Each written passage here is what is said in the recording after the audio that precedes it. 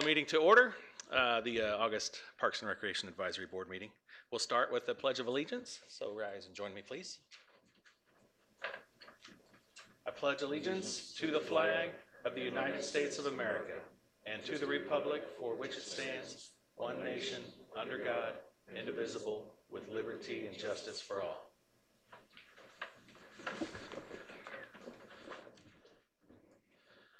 And now for roll call.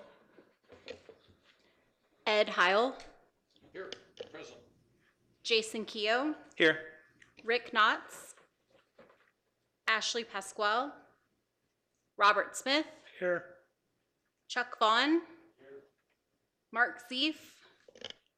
Lauren Vetter. Here. And Councilmember Michelle Lynn. Here.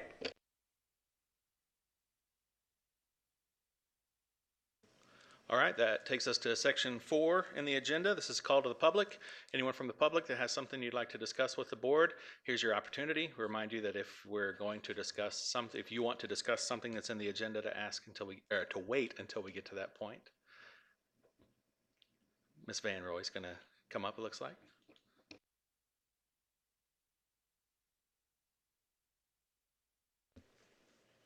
Hi, I'm Mary Van Roy, and I'm here because I'm on the ASCOT committee, the Arizona State Committee on Trails. And I've gotten some emails saying that they're looking for 2 new members. And because we're representing the West Coast, which I was the first one to do that, I was hoping I'd get another person from the West Coast of Arizona. And we have, this is for the non-motorized trails, but there's also the motorized and John Geyer's on that one. So I just wanted to leave this information with a couple of emails I've gotten with Mike, and then if anybody knows anyone who'd be interested in joining us, that would be wonderful. Thank you. Thank you, Mary. Anyone else like to take advantage of the call to the public? Seeing none, we'll move on into the agenda. Section 5 is the meeting minutes from the July meeting. Any discussion? I make a motion we accept the minutes as approved. Second. We have a motion and a second on the minutes? Yes. We need to approve, right? All in favor? Aye? Aye. Any opposed? I'm getting there. We'll move on to section 6 of the agenda, communications, announcements, and staff report, and I'll turn it over to Mr. Keene for the staff report. Thank you, Mr. Chair. Our after-school program registration is currently open, and there are 464 individuals registered at this time. That compares to approximately 483 at this time last year, so the numbers are fairly close. The after-school program Youth Fishing will begin September 9th. After-school program will be participating in a food drive to help our local food bank, which if everybody has seen recently in some of the newspaper articles, is in desperate need of some donations. So we're going to be helping fill those shelves. Youth flag football and junior cheerleading registration will end on September 6th. So if you have any football players or cheerleaders, please come down to the Aquatic Center and sign up. The after-school program play this year will be titled Rainbow Fish, and the first performance will be September 27th at Starline. The fall swim lessons will begin on Monday, September 9th. Lake Havasu High School has officially begun their 2019 high school swim season. Practices and meets will be continuing on throughout the fall. Special Olympic swimming continues to run on Saturday mornings throughout the month of September. Staff are developing a couple of new aquatics programs, some adaptive swim lessons, as well as swimming for fitness, Fun, Fit, and Fierce, promoting cardiovascular health, muscle tone, and weight loss. A couple of upcoming events at the community center is the Chamber of Commerce Leadership Class will be held on September 26th. And every weekend the month of September are booked with wedding receptions. A few things going on in the parks. First Friday art celebration on September 6th. both at Hodel Way, up and down Main Street, as well as the vacant lot on McCullough. The 9/11 Memorial will be held on September 11th at London Bridge Beach. Hashtag You Matter Suicide Awareness and Prevention Walk will be held on September 14th at Rotary Park. Also on September 14th at Rotary Park will be Havasu Palooza. And the Personal Watercraft Fall Round of U.S. Freestyle Championships will be held on September 28th in the Bridgewater Channel by the London Bridge. That concludes my staff update. With that, I'll take any questions.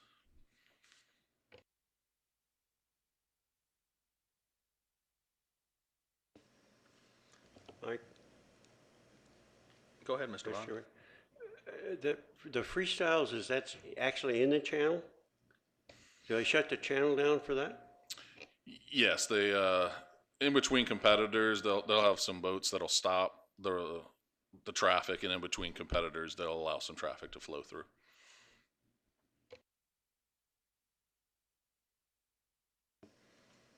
Okay, I think we'll move on to section 7, public hearings. First one is back over to Mike for an overview of the IGA with the school district and the city. Okay. This item was brought up at our last meeting, and in discussions, I kind of thought it was important to just at least bring up and identify the purpose of the IGA, of the intergovernmental agreement, and kind of how it works. And I guess I'll also clarify with that. It is an agreement that's been in place for many years, not just including this document, but there were several versions before as well. So it is a document that's looked at quite often, as well as it works. It appears to be working I know it works well for our side. It appears to be working very well for the school district side as well.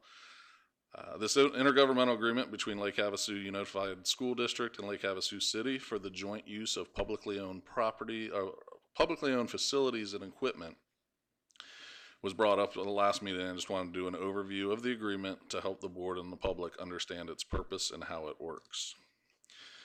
I'd like to remind everyone that the school district and the city are two completely separate governmental agencies. They have separate leadership and completely separate budgets. We do share some of this agreement allows us to share some of those facilities, really so that we're not having to duplicate some of the services that we provide. I'm going to use busing as an example just off the top. That's part of this, and we'll discuss a little bit more in depth. But if we were to have to buy school buses to transport our summer camp kids from their summer camp to the bowling alley to the aquatic center, that would be a big expense for the Parks and Recreation Department, when the school district already has those buses, and especially during the summer, most of them are sitting in the bus yard not being utilized. So it just helps the taxpayers not have to duplicate some of those services. The most recent agreement was put into place in 2014 and amended in 2018. The big reason for that amendment was the creation of Cypress Park, which was a school facility originally, and the city purchased that property. So in the asset pool, that asset changed hands and needed to be shown in the agreement. There's a couple of minor changes as well during that time. But the current agreement does expire in 2026. However, the school district and the city have had this intergovernmental agreement in place with regards to joint facility usage for several decades. This agreement allows for each agency to utilize each other's assets to provide maximum benefit to our community. Again, another example, band camp. This year, the school district was air conditioning the high school, was doing some air conditioning repairs at the high school. So the band camp came over and utilized the community center. And so it again, just kind of share those uses back and forth as necessary. As the Parks and Recreation Department, we benefit mostly by being able to utilize the schools to house our after-school and summer programs. the bus transportation for these programs, a tennis facility to utilize for lessons as well as open play, and a mechanism to advertise programs to all our students, as well as to any asset in the pool facility.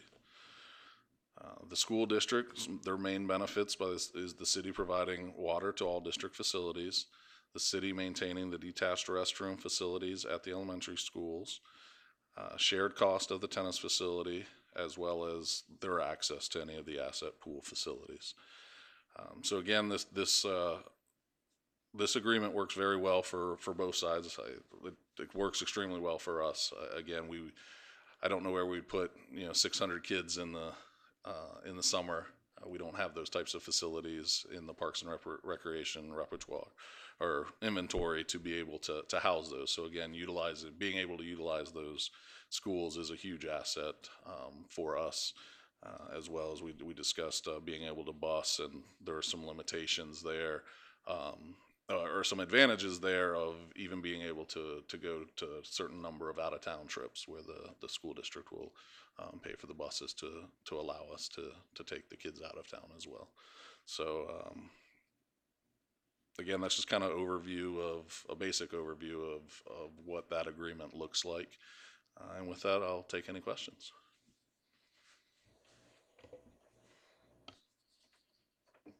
Mr. Chairman? Yes, Mr. Vaughn, go ahead. Mike, is there any, I guess what you call blackout dates, or can the school district say you can't use that facility at this time for certain reasons, and so on and so forth? The school district has first rights to their own facility, so if they have a program going on, they have the first right to that facility, as well as then we have the first rights to our own facilities. Okay. Also, you say like if we have use of their buses, do we pay them for the use of their buses? Do we pay for the gas and manpower to drive it and stuff like that? Or is that just in the agreement that they would supply it if we need it? Yes, it's included in the agreement. Okay. So if you don't mind, I have a few questions for you. Certainly. And thank you, first of all, thanks for getting this out to us. Mike sent this out to the group almost 2 weeks ago. So it was nice to be able to do a little research on it. So the first question I have for you, section 1.2 discusses the water usage, the district's water usage. And I was just wondering what the average annual water usage is for the school district. And if you just know dollars, that's fine. No, I actually thank you for sending me some of these questions earlier, so I could do some research. Over the last 3 years, they've averaged 14.6 million cubic feet. So as you can see, their allotment in the agreement is 24 million cubic feet. I will also say in the last year, the fiscal year 18-19, they did a wonderful job of water conservation. Some of that has to do as well with the football field not needing to be irrigated anymore, and being artificial turf. So in that year they utilized 12.85 million cubic feet, so considerably less. I also think in that amendment to the agreement of being able to take care of some of the leaks in a little more timely manner has probably also helped that. Okay. Section 1.3 talks about the use of effluent water for irrigation for the schools. Are we currently using any effluent at any of the school sites? We are not currently.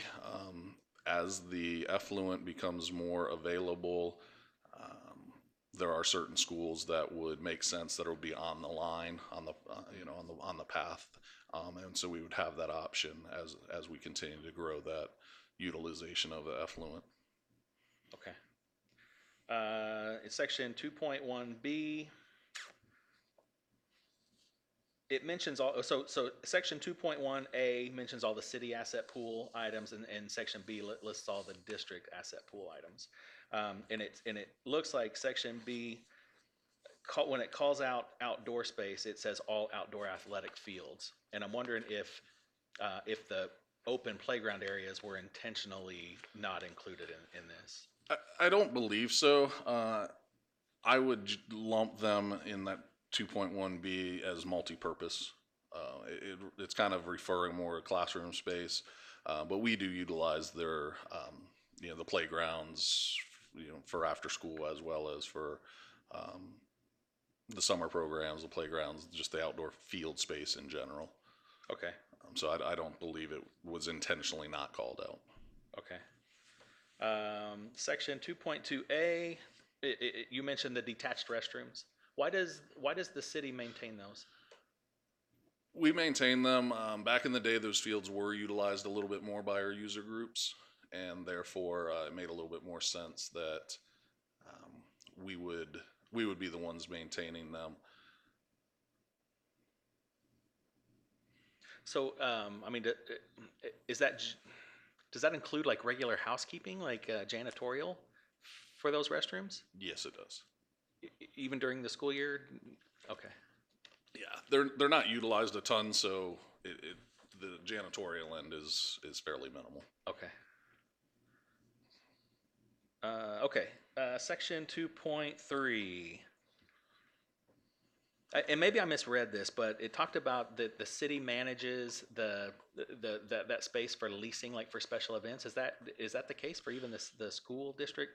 There was a time Okay. where, and it made sense if we were programming the gym, say at Starline, for our own athletic programs. If the Boy Scouts wanted to come and rent the gym, it just made a little bit more sense that everything would be done in the same office.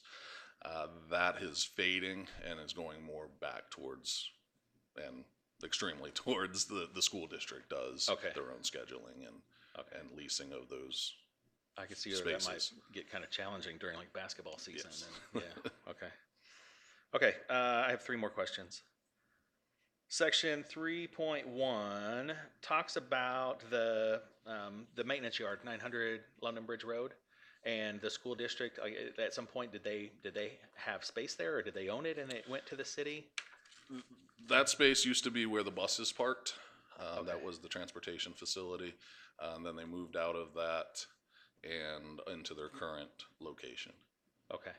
Okay, so this is, I can probably combine these two questions. It talks about here the payment of the city to the district for gaining that space back, and it mentions a dollar amount. I think it's $500,000 total, $50,000 a year over 10 years, but part of that is paid in kind services. So you mentioned that about the irrigation leaks, and that may be part of the reason why the water usage was was a little lower than or was good in 1819. But so I'm wondering if you can tell us, we should have seen 3 payments by now, and I'm wondering how much of it was cash versus in-kind services, and if you have some examples of in-kind services.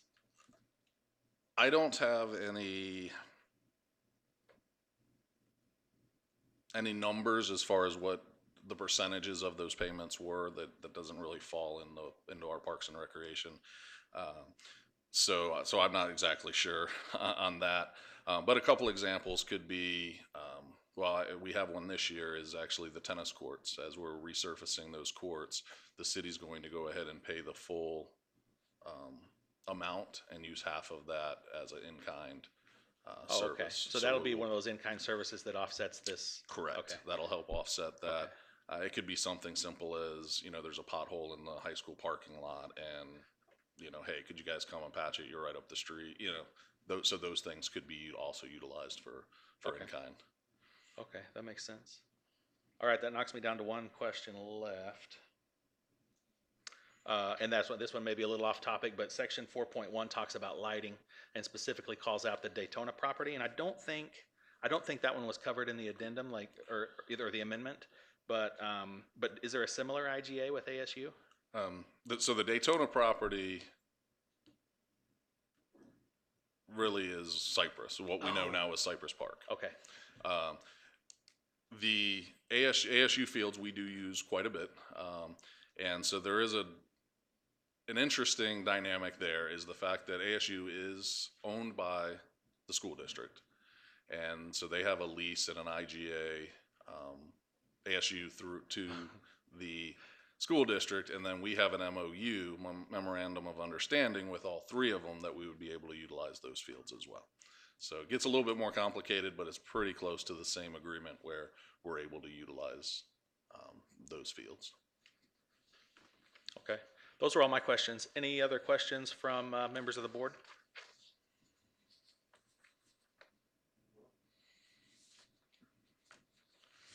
Chuck, you got it. Mr. Chairman? Yes, sir. Yeah. Mike, this is just with the actual Havasu Unified, right?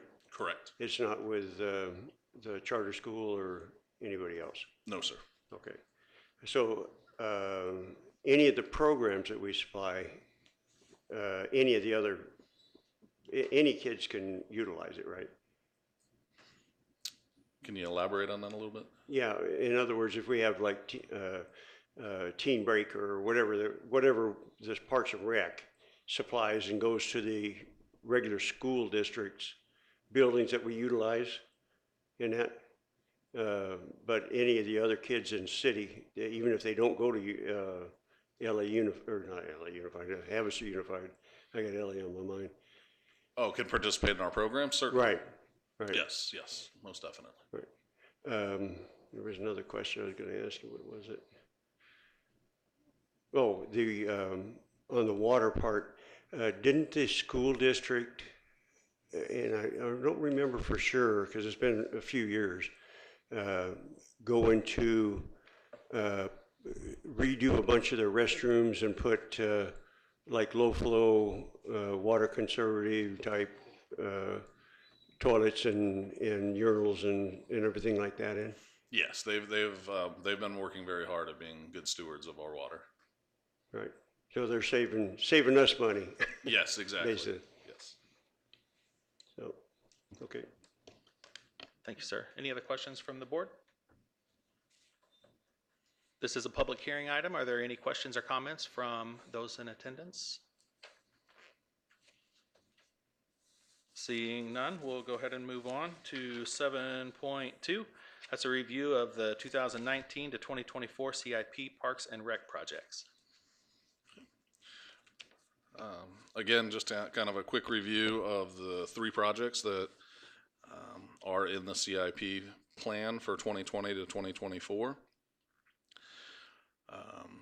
One is the finishing of the Rotary Park and London Bridge Beach restroom improvement project. That will be wrapping up here in the next couple of weeks, but there was a continuation into this fiscal year of about $50,000 that needed to be paid out, so that rolled over into this year. In 2021, we will start the design of the Aquatic Center HVAC system and dehumidification, and then is estimated in year 21-22 at about $2 million to implement and build that system.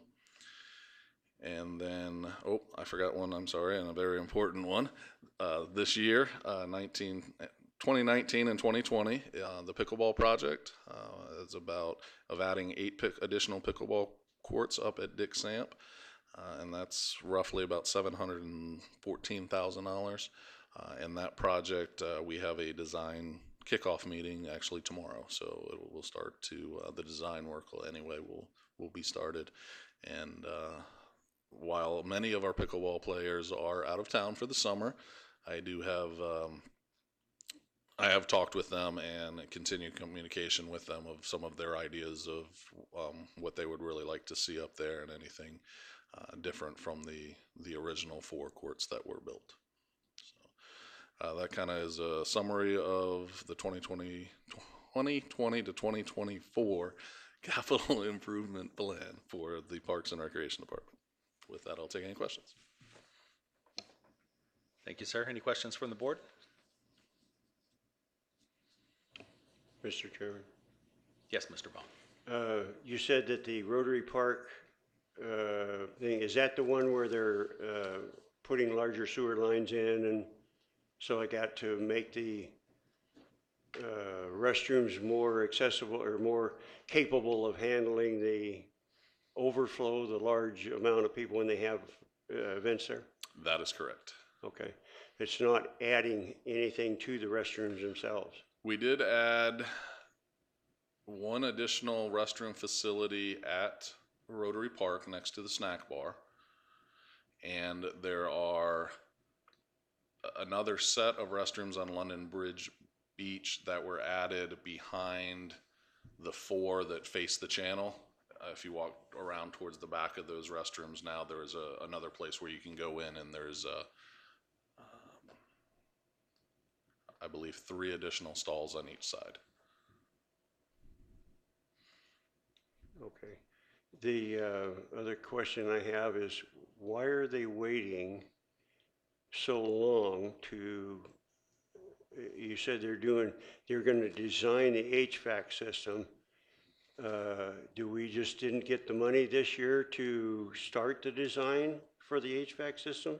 Correct. Those funds are spread out over years 2020 and 2021, and then the project itself for year 21 to 22.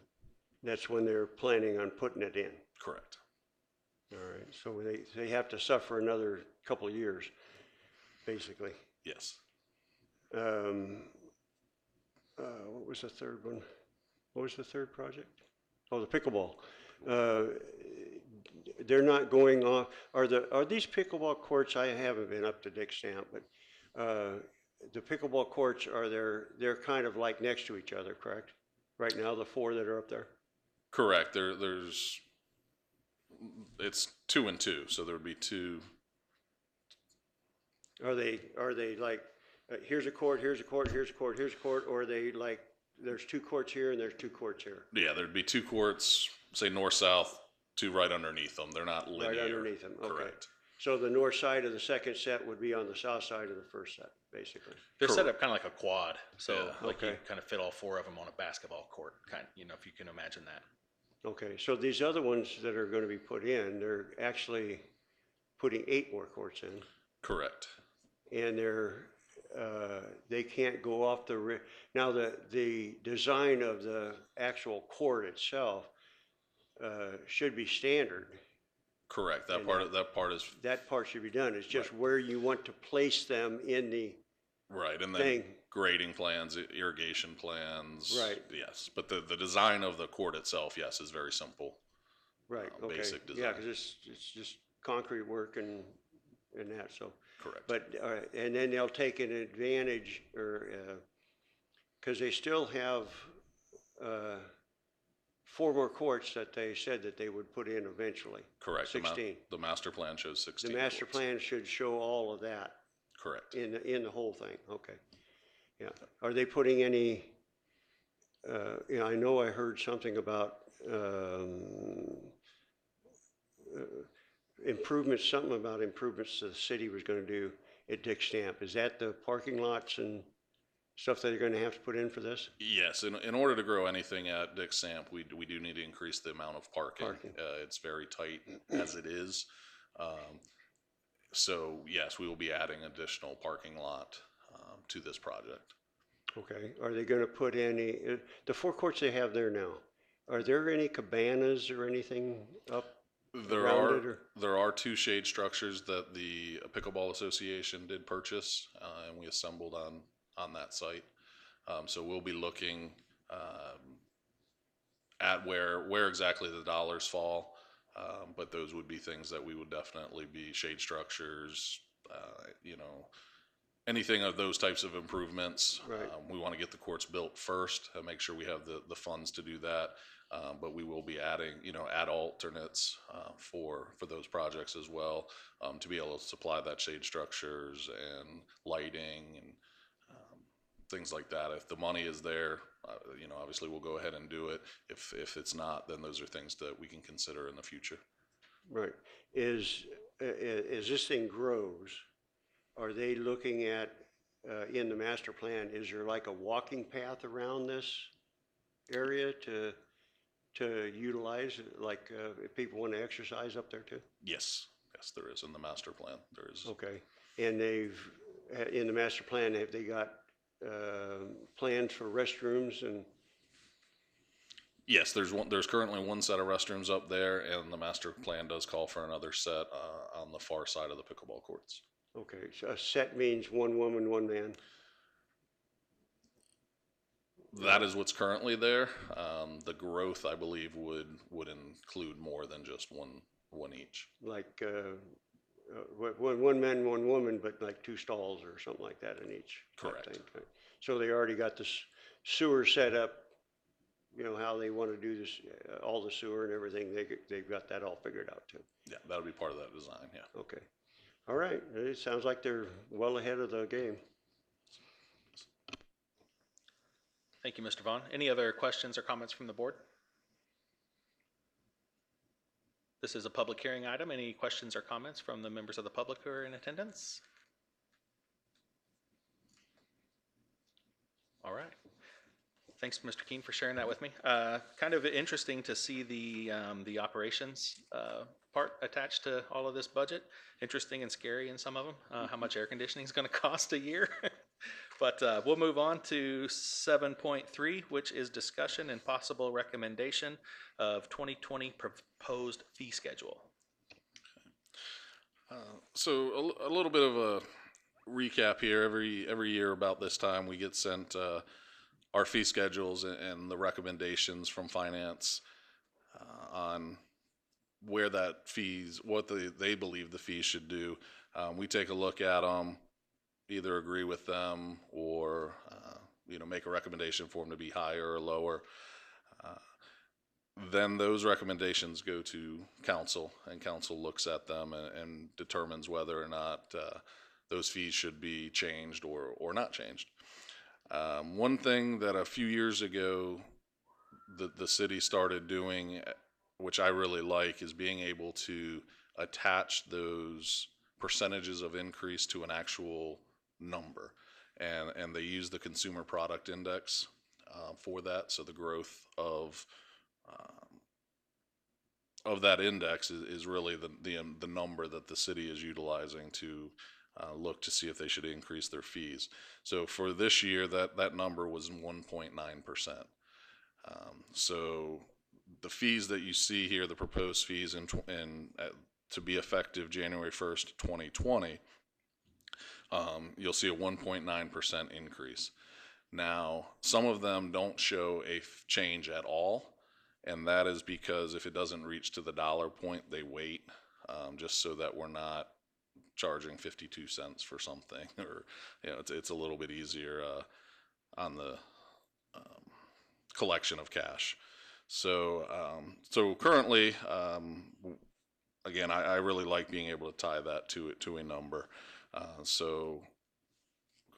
That 1.9% of the is what I would be recommending as well to council. The last several years, council has given us the direction for youth programs not to raise fees. I do not know where council will stand on that moving forward, but the cost of doing business increases each year. Minimum wage being one of those factors as well increases each year. So I don't necessarily feel I'm doing my job if I don't at least propose that we increase those fees. So that's kind of where we're at as far as in the proposed master fees. Council will first see this on September 24th with those recommendations. Really, if the board wanted to give a recommendation of their thoughts on those proposed fees, they could do that tonight. That would be most valuable to the council.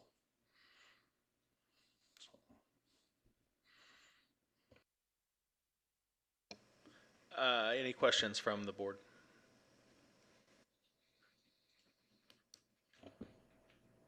Back to me, huh? Go ahead, Mr. Vaughn. Okay.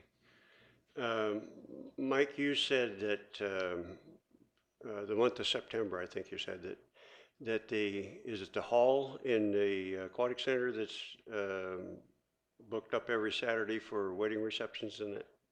Correct. Okay.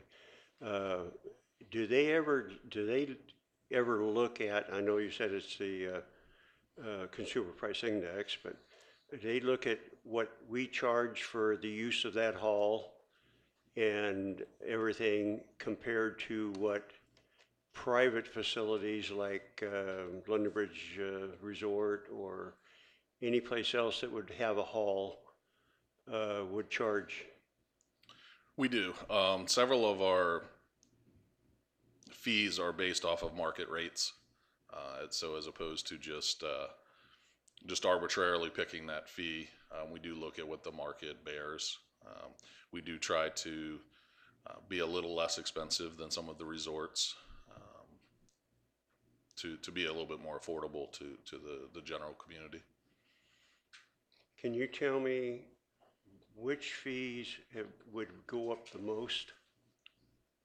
What we're charging for, like the Sharks to use the pool, or you know, their monthly charge, or whatever it is.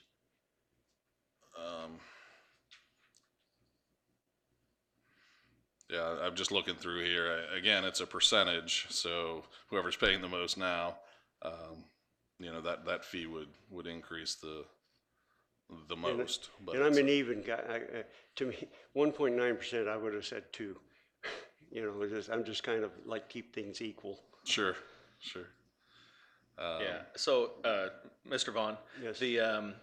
for the most part, I think a lot of the fees stay the same. I think one of the biggest ones that you see in here, $230 for a full program on a youth camp that was effective this year. It'll increase to $234 next year. But a lot of the items that are in here that are $10 or $15 either increased a buck or they stayed the same. Okay. Now, like for the use of the hall.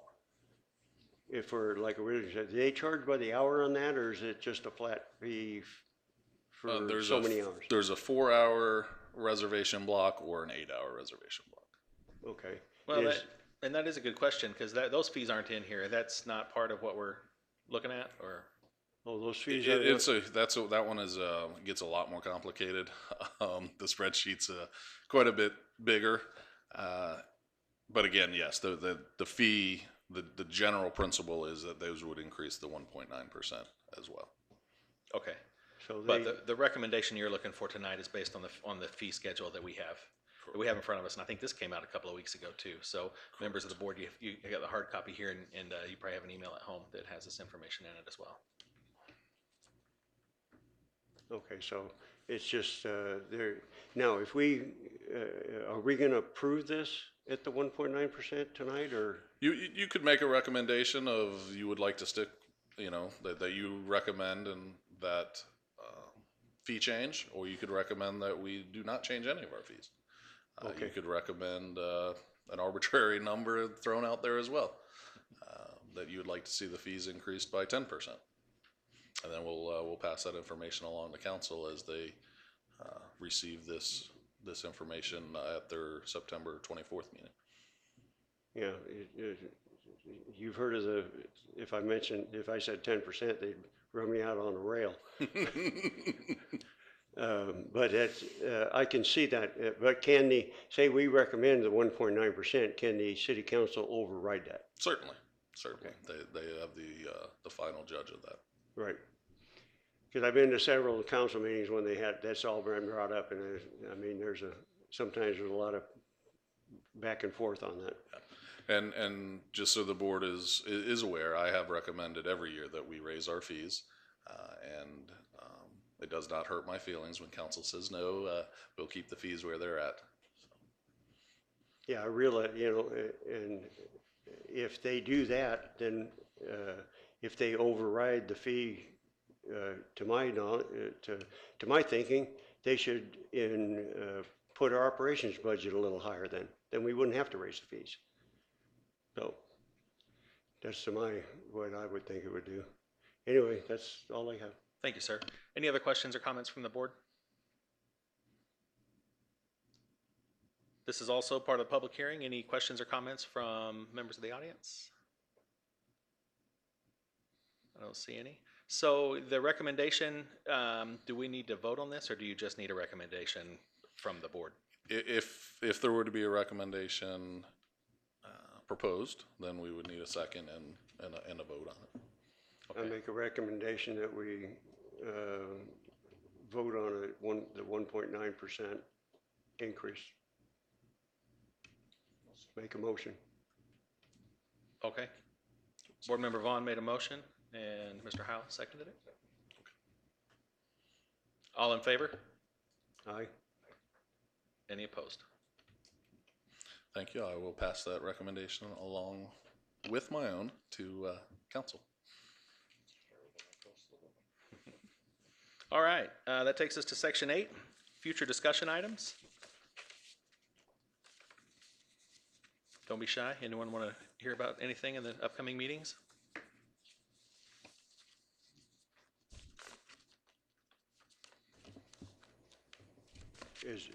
Can I bring up, have Mike bring up something on any progress on Sarah Park? Any looking at funding or anything like that to what they're gonna do? How far back are we on, you talked about the up to 2024, but there was no discussion about Sarah Park at all.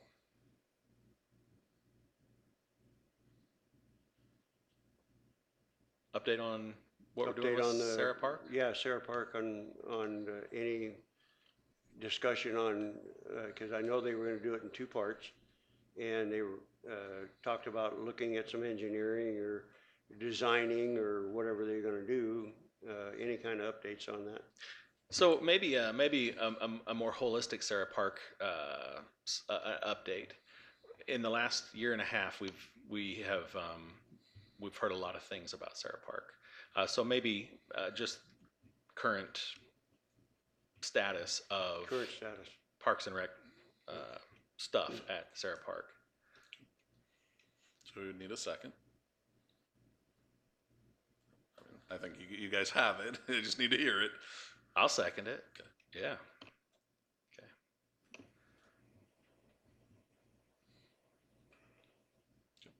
And then hopefully by our next meeting, we'll be able to hear something about the focus groups that we talked about in the last meeting. That would be the user groups of, for Of the fields. yeah, Correct. for the fields.